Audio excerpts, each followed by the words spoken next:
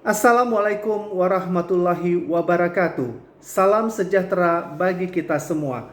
Perkenalkan, nama saya Komeni Junior SEMSI dari Fakultas Ekonomi Prodi S1 Manajemen Universitas Prima Indonesia. Pada kesempatan ini saya akan memperkenalkan pernyataan diri dosen yang termasuk dalam unjuk kerja Tridharma Perguruan Tinggi atau biasa disebut dengan PDD UKTPT bidang pengajaran. Saya mengampu mata kuliah Manajemen Sumber Daya Manusia 1 pada semester ganjil ini dengan bobot 2 SKS. Capaian pembelajaran yang diharapkan kepada para mahasiswa adalah: 1. Mampu mengelola dan menjalankan bisnis, baik bisnis baru ataupun startup, maupun yang sudah berjalan dengan menerapkan prinsip-prinsip manajemen, sumber daya manusia, tanggung jawab sosial, dan berkelanjutan. Kedua, mampu bekerja di bidang pemasaran, operasional sumber daya manusia, dan keuangan pada sektor swasta maupun pemerintah. Selanjutnya, sebelum memasuki perkuliahan, bahan ajar yang saya persiapkan adalah: 1. Slide presentasi dalam bentuk PowerPoint. Yang kedua, share screen dalam Zoom meeting yang saya upload di Spada sebagai salah satu modul pembelajaran di Universitas Prima Indonesia. Dan yang ketiga, saya akan memberikan tugas dan kuis sederhana yang juga saya upload di Spada tersebut. Sedangkan sistem pembelajaran yang saya lakukan adalah menggunakan media online, dibantu dengan Zoom Meeting, Google Meeting, WhatsApp Group untuk melakukan pembelajaran serta untuk berdiskusi dan bertanya jawab.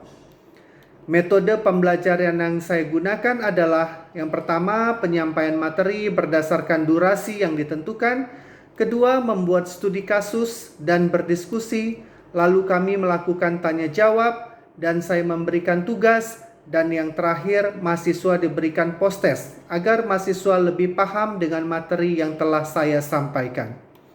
Sedangkan ketentuan penilaian mahasiswa berdasarkan: yang pertama, kuis sebesar 10%, tugas sebesar 20%, ujian tengah semester sebesar 35%, ujian akhir semester sebesar 35%. Berikut cuplikan video pembelajaran secara Zoom saya. Baik, langsung saja kita mulai pembelajaran kita pada sore hari ini. Sebelumnya, kalian pasti sudah mengenal apa itu yang dimaksud dengan manajemen sumber daya manusia. Secara tidak langsung, kita sebagai manusia bekerja dalam sebuah perusahaan, itulah yang disebut dalam manajemen sumber daya manusia.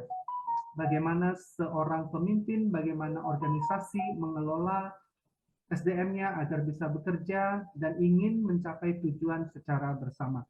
Baik, secara slide kita bahas satu persatu. Baik. Baik, sejarah lahirnya manajemen sumber daya manusia. Jadi manajemen sumber daya manusia bukanlah merupakan hal yang timbul secara mendadak. Sudah sejak lama manusia hidup berorganisasi. Seiring dengan itu, manajemen sumber manusia sebenarnya juga dilakukan. Nah, inilah yang dimaksud dengan sistem manajemen sumber daya manusia, di mana dalam kegiatan berorganisasi pasti ada pimpinan, middle, maupun yang paling rendah, staff yang paling rendah, dilakukan dalam kegiatan manajemen sumber daya manusia. Inilah pentingnya kita mengelola sumber daya manusia agar kegiatan bermanajemen dalam sebuah organisasi ini berjalan dengan baik. Penggunaan tenaga secara besar-besaran ini akan membuat pemilik perusahaan mulai memikirkan gaji, penempatan, perlakuan terhadap karyawan termasuk kesejahteraannya. Akhirnya saat itu dibentuk apa yang disebut dengan Sekretaris Kesejahteraan menurut Hasibuan 1997. Ya, benar sekali. Jadi secara tidak langsung dengan mempekerjakan karyawan, menggunakan karyawan, secara tidak langsung kita harus memikirkan mengenai gaji, posisi ditempatkan sehingga pelaksanaan kegiatan manajemen dalam sebuah perusahaan ini bisa berjalan dengan baik. Gaji merupakan reward yang diberikan perusahaan kepada setiap karyawan yang bekerja di perusahaan, jadi secara tidak langsung dengan adanya imbalan yang diberikan manajemen dalam sumber daya manusia ini juga memberikan efek yang positif terhadap kebutuhan manajemen di sumber daya manusia tersebut. Oke ya, paham ya? Berikutnya, revolusi industri yang lahir di Inggris telah menjalar ke berbagai dunia pada permulaan abad ke-20, terutama di dunia adalah di negara Inggris, ya, karena memang mereka lebih dahulu merdeka dan membuat beberapa kegiatan organisasi sehingga dibutuhkan sumber daya manusia, dan pengelolaan sumber daya manusia ini juga memang harus dibuat sedemikian rupa sehingga bisa memberikan manfaat baik kepada perusahaan maupun si SDM itu sendiri. Banyak perkembangan yang kita lihat sumber daya manusia ini memang begitu berjalan dengan baik, tidak dikelola sesuai dengan sumber daya manusia. Akhirnya adalah banyak beberapa perusahaan yang harus melakukan kegiatan rekrutmen secara berulang, dan ini membutuhkan waktu dan membutuhkan biaya yang cukup besar. Sehingga dalam kegiatan tersebut beberapa para ahli mengeluarkan beberapa pendapatnya tentang MSDM ataupun manajemen sumber daya manusia, seperti Frederick, Tyler, dan Henry Farrell mengemukakan apa yang dikerjakan oleh kegiatan tersebut. Ternyata kedua pelopor tersebut saling mengisi untuk gerakan manajemen ilmiah sebagai ilmu untuk meningkatkan efisiensi dan produktivitas. Sedangkan Vail lebih memfokuskan pada peningkatan kemampuan memecahkan masalah manajerial. Jadi bukan hanya sekedar penempatan, rekrutmen pekerja juga harus disesuaikan dengan posisi apa yang akan mereka lakukan sesuai dengan kegiatan dalam menjalankan sebuah kegiatan bisnis dalam sebuah organisasi. Makanya, kegiatan rekrutmen merupakan hal yang sangat penting yang dilakukan oleh Departemen HRD ataupun HRD dalam kegiatan berorganisasi, karena harus bisa dan dapat menyesuaikan atau menempatkan orang-orang sesuai dengan kebutuhan ataupun porsi dari perusahaan tersebut. Ya, secara tidak langsung dengan adanya penempatan tersebut bisa memajukan ataupun memberikan keinginan yang dibutuhkan oleh pimpinan dalam sebuah perusahaan, sehingga bisa memberikan nilai yang baik ataupun nilai yang positif terhadap kegiatan-kegiatan berorganisasi. Oke, next, berikutnya pengertian manajemen sumber daya manusia. Baik, kita kembali ke secara teori. Manajemen sumber daya manusia merupakan organisasi memiliki berbagai macam sumber daya sebagai input untuk diubah menjadi output beberapa produk, barang, atau jasa. Ini benar sekali. Jadi secara tidak langsung orang-orang yang terlibat dalam kegiatan bisnis ataupun dalam organisasi adalah mereka-mereka yang bisa menghasilkan output berupa produk ataupun barang dan jasa. Sehingga dengan adanya hal tersebut, kegiatan perusahaan bisa berjalan ataupun kegiatan organisasi bisa berjalan, dan efeknya ataupun imbasnya adalah keuntungan yang diperoleh dari perusahaan. Keuntungan tersebut akan diberikan kepada karyawan dalam bentuk gaji ataupun insentif, bonus, dan sebagainya, yang juga bisa memenuhi kebutuhan hidup si sumber daya manusia tersebut. Untuk merencanakan, mengelola, dan mengendalikan sumber daya manusia, dibutuhkan suatu alat manajerial yang disebut dengan manajemen sumber daya manusia yang digunakan untuk beroperasi manusia dan sebagainya. Jadi secara tidak langsung ada hal-hal yang memang harus diperhatikan dalam kegiatan mengelola sumber daya manusia seperti tadi sudah dijelaskan, mulai dari kompensasi, penempatan, pengangkatan sumber daya manusia, ataupun kita tempatkan pada posisi-posisi tertentu, sehingga dengan adanya kondisi tersebut, manajemen bisa mengupgrade kegiatan berproduksinya atau bisa memberikan nilai yang positif terhadap kegiatan produksi ataupun dalam organisasi tersebut. Baik ya, lanjutnya inilah beberapa fungsi-fungsi MSDM ataupun fungsi manajemen sumber daya manusia yang ada dalam sebuah organisasi. Baik, yang pertama perencanaan SDM. Ini sangat-sangat penting. Kenapa penting?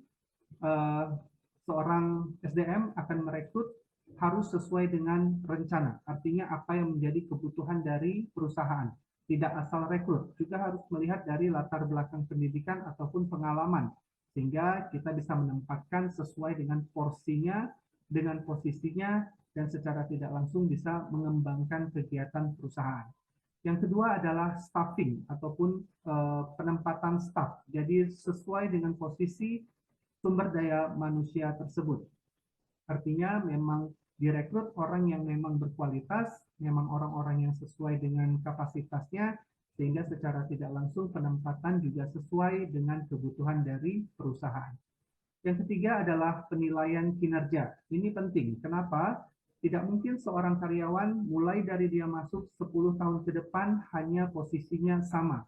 Jadi penting kita nilai seorang SDM agar bisa menduduki jabatan-jabatan tertentu. Dengan cara apa? Mungkin kita beri penilaian terhadap hasil kinerja karyawan tersebut sehingga kita layak menaikkan atau mempromosikan jabatan dari karyawan tersebut.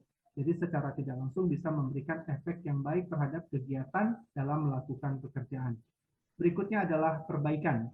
Artinya kita renovasi, dalam arti adalah sumber daya manusianya. Jadi kita lihat apakah sumber daya manusia yang kita tempatkan pada posisinya benar atau tidak, bisa atau tidak menjalankan kegiatan tersebut sesuai atau tidak, atau perlu diberikan pendidikan dan pelatihan kembali dalam kegiatan berproduksi tersebut atau kegiatan organisasi tersebut. Inilah kita lakukan perbaikan. Kalau dirasa perlu perbaikan, diberikan pendidikan dan pelatihan kembali. Kalau perlu ditambah sumber daya manusia lainnya untuk melengkapi kegiatan sumber daya manusia yang lain, ditambah ataupun dilakukan rekrutmen kembali. Dan yang terakhir adalah pencapaian efektivitas. Di sini maksudnya adalah bagaimana bisa mencapai kedua belah pihak, yaitu antara produsen sebagai sumber daya manusia dalam sebuah perusahaan dan juga dapat menguntungkan perusahaan untuk bisa menjalankan produktivitas dari perusahaan tersebut. Oke, dari penjelasan saya beberapa di atas, sebelum kita lanjutkan, ada yang mau ditanyakan dulu? Saya persilahkan. Silakan. Saya ingin bertanya, Pak. Boleh. Selamat sore, Tasya. Ya, baiklah, Pak. Perkenalkan nama Tasya. Ya, Pak. Pertanyaannya adalah, apa peran seseorang pemimpin dalam mengelola SDM? Terima kasih. Baik, terima kasih. Pertanyaannya sangat bagus. Jadi, apa fungsinya pemimpin dalam mengelola sumber daya manusia?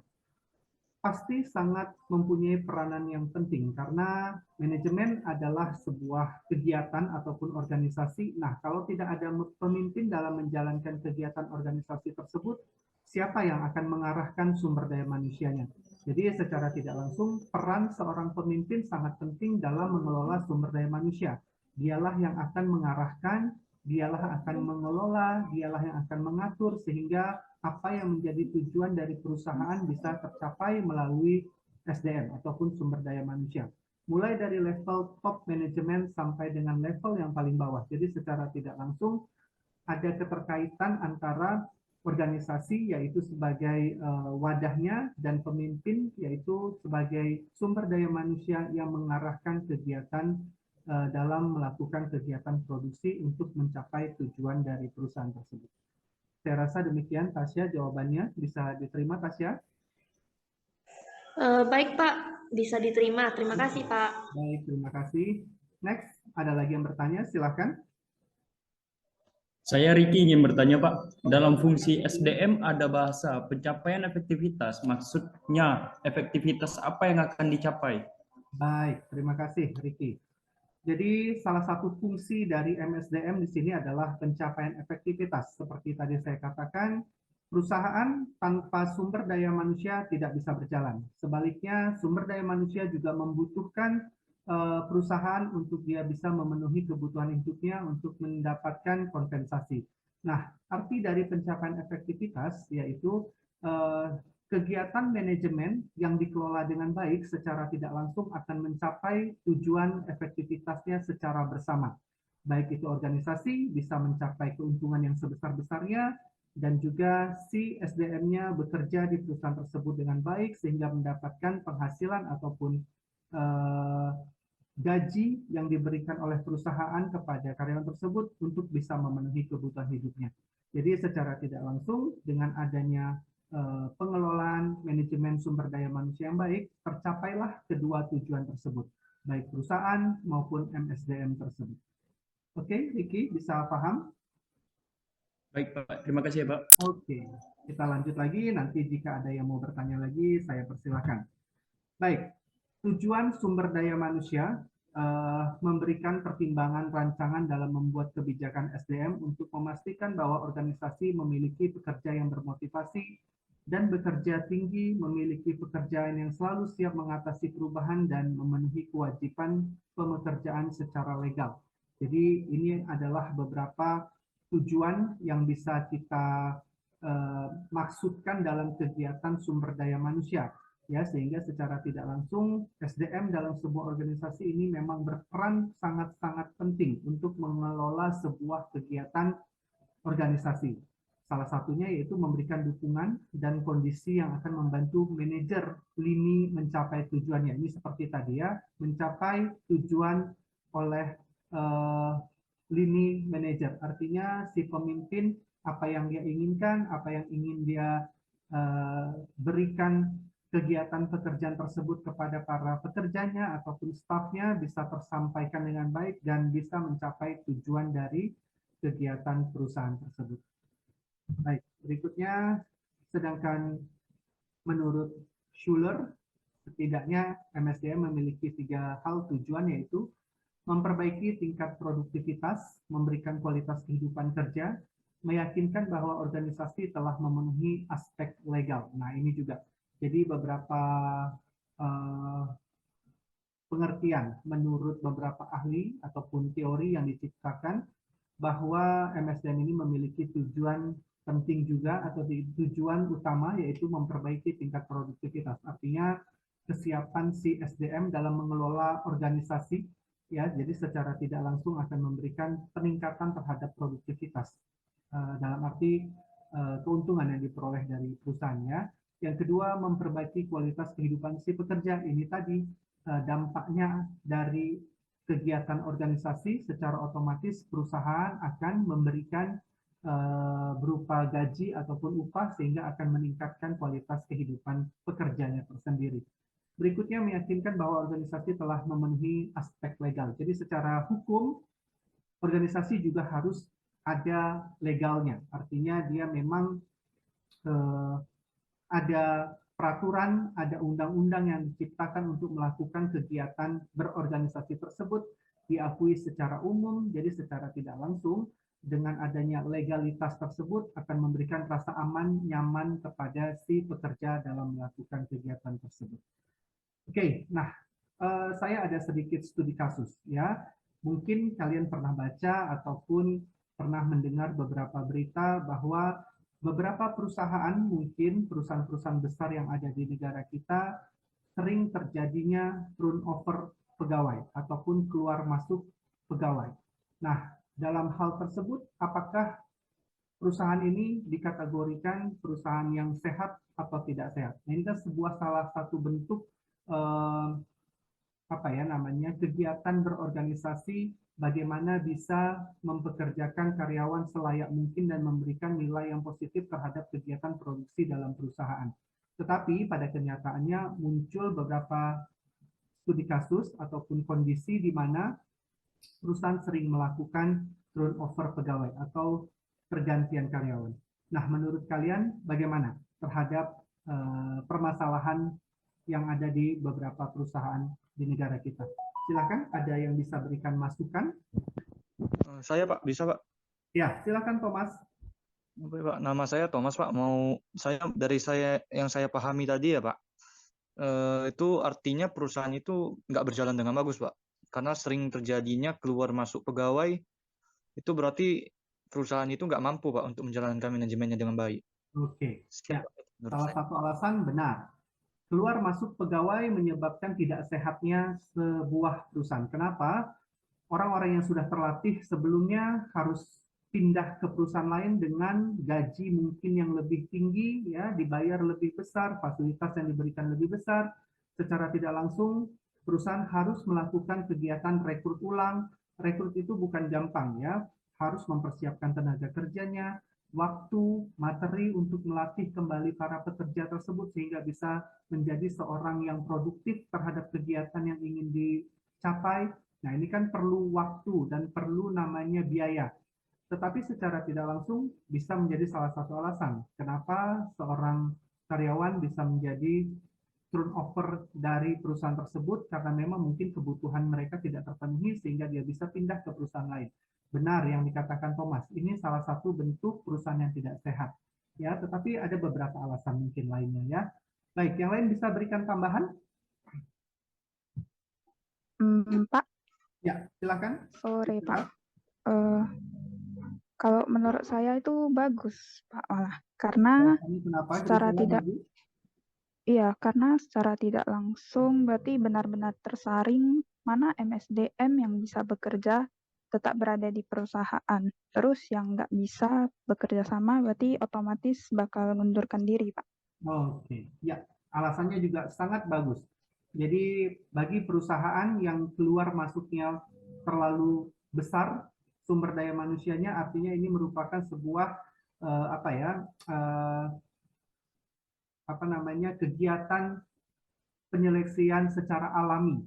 Jadi sumber daya manusia yang memang bisa benar-benar bekerja di perusahaan tersebut akan bertahan, tetapi yang tidak bisa mengikuti aturan ataupun pekerjaan dari perusahaan tersebut akan secara otomatis akan keluar. Nah, ini salah satu bentuk juga salah satu bentuk dari solusi terhadap keluar masuknya seorang karyawan dalam sebuah perusahaan. Sebenarnya ini tidak salah, tetapi memang kenyataannya inilah yang terjadi karena memang banyak di negara kita yang masih tidak memanusiawikan manusia, artinya diberikan pekerjaan yang cukup besar, tetapi gaji tidak sesuai dan sebagainya. Jadi secara tidak langsung dia akan terseleksi secara otomatis mana yang bisa bekerja dan tetap loyal terhadap perusahaan, dia akan tetap setia pada perusahaan tersebut. Tapi jika dia tidak bisa mengikuti aturan ataupun tidak sesuai dengan keinginannya, dia akan pindah. Jadi secara tidak langsung ini kembalilah kepada SDM-nya. Jadi dengan kata lain saya katakan bahwa permasalahan ini memang ada di negara kita. Jadi tinggal bagaimana si SDM-nya bisa mengelola manajemen bagi dirinya sendiri. Semakin dia banyak keluar masuk ke perusahaan, mungkin secara umum ya penghasilan memang lebih besar, tapi ada pandangan jelek terhadap sumber daya manusia tersebut, kenapa dia keluar masuk, dan ini sebuah penilaian khusus kepada karyawan tersebut. Jadi perusahaan juga bisa memberikan bagaimana bisa memberikan nilai yang positif terhadap kegiatan-kegiatan dalam bekerja, sehingga diharapkan karyawan bisa loyal dan bisa betah bekerja dalam perusahaan tersebut. Oke ya, bisa paham semua? Kita lanjut lagi. Nah, kebijakan dan kegiatan MSDM di sini, untuk dapat memahami kebijakan dan kegiatan MSDM dapat dilihat dari suatu pendekatan yang spesifik. Jadi pendekatan tersebut yaitu penggunaan MSDM sebagai sebuah cara untuk melakukan rekapitulasi dan pengorganisasian kembali peran SDM dan penjelasan ulang tentang tugas dan fungsi Departemen Personalia dalam organisasi. Jadi ada 4 kebijakan utama dalam MSDM, yaitu employee input. Jadi bagaimana memberikan influence atau memberikan masukan yang baik terhadap si sumber daya manusia tersebut sehingga dia bisa bekerja dengan baik, memberikan solusi terhadap kegiatan-kegiatan dalam pekerjaannya sehingga bisa bekerja dengan baik dan sebagainya. Yang kedua, human resource flow atau kas, alur kas dalam kegiatan penerimaan manajemen sumber daya manusia. Artinya dalam kegiatan ini rekrutmen memang paling penting ya dalam sebuah perusahaan, tetapi itu tadi dasarnya harus kita melihat basicnya ataupun latar belakang dari SDM tersebut dengan misalnya pendidikan, pengalaman pekerjaan dan sebagainya, sehingga kita sesuai menempatkan sumber daya tersebut sesuai dengan kebutuhan dari perusahaan dan kemampuan dari SDM tersebut. Yang ketiga, ini yang paling penting ya, reward system. Jadi berilah penghargaan kepada setiap karyawan. Secara umum memang sudah pasti mendapatkan gaji, tetapi apabila perusahaan bisa memberikan yang lebih, contohnya apabila perusahaan bisa mencapai target akan diberikan bonus, insentif, dan apabila menjelang hari-hari besar agama tertentu akan diberikan THR dan sebagainya. Nah, inilah salah satu penyemangat bagi seorang SDM untuk bisa tetap bekerja dan loyal terhadap perusahaan tersebut. Yang terakhir adalah work system atau sistem pekerjaan yang memungkinkan untuk dapat dikerjakan oleh seorang karyawan tersebut. Jadi secara tidak langsung dengan adanya sistem pekerjaan yang baik akan memberikan loyalitas terhadap perusahaan dan juga bagi karyawan karena memang sudah terpola dengan baik sistem kerjanya sehingga dia tinggal menjalankan sistem kegiatan tersebut. Baik, terakhir saya rasa fokus kebijakan MSDM tersebut dapat dipahami sebagai strategi dalam mempengaruhi pekerja guna mengarahkan pada tujuan organisasi dan kebijakan lainnya berkaitan dengan sistem penghargaan yang merupakan bagian utama organisasi memberi motivasi guna memaksimalkan kerja dalam proses pekerjaan dan penghargaan terhadap sumber daya manusia tersebut. Oke, secara umum itulah tadi penjelasan kita tentang pengertian dari manajemen sumber daya manusia. Dari penjelasan saya di atas dapat saya simpulkan bahwa sistem pengelolaan sumber daya manusia ini sangatlah penting dalam sebuah organisasi. Kenapa? Karena pada dasarnya perusahaan membutuhkan SDM untuk melakukan kegiatan operasional ataupun kegiatan manajemen dalam sebuah perusahaan tersebut. Juga sebaliknya, MSDM juga membutuhkan perusahaan untuk bisa memenuhi kebutuhan hidupnya melalui gaji ataupun pendapatan yang ia peroleh. Jadi secara tidak langsung, sumber daya manusia jika dikelola dengan baik, jika dimanfaatkan dengan baik, jika diberikan penghargaan dengan baik, secara otomatis dia akan memberikan efek terhadap kegiatan pekerjaannya. Yang tujuan utamanya adalah untuk bisa memberikan manfaat yang sebesar-besarnya kepada organisasi berupa distribusi yang cukup besar, misalnya tenaganya, pemikiran, dan sebagainya, sehingga secara tidak langsung keuntungan dari perusahaan ini bisa tercapai. Ya, jadi secara tidak langsung akan memberikan manfaat yang luar biasa bagi pengembangan SDM maupun bagi perusahaan. Baik, saya rasa demikian penjelasan saya. Sebelum saya akhiri, mungkin ada beberapa harus kalian lakukan, ya, seperti post-test yang akan kalian langsung kerjakan pada materi SPADA kita, nanti bisa dikerjakan. Dan kita jumpa lagi untuk minggu depan, materi berikutnya. Semoga informasi ataupun materi yang saya sampaikan, kalian dapat memahaminya. Kita jumpa lagi minggu depan. Selamat sore dan sampai jumpa semua. Terima kasih.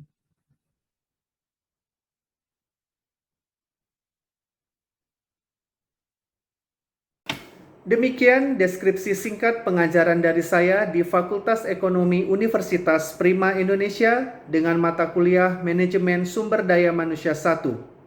Akhir kata saya ucapkan terima kasih. Assalamualaikum warahmatullahi wabarakatuh. Salam sehat selalu.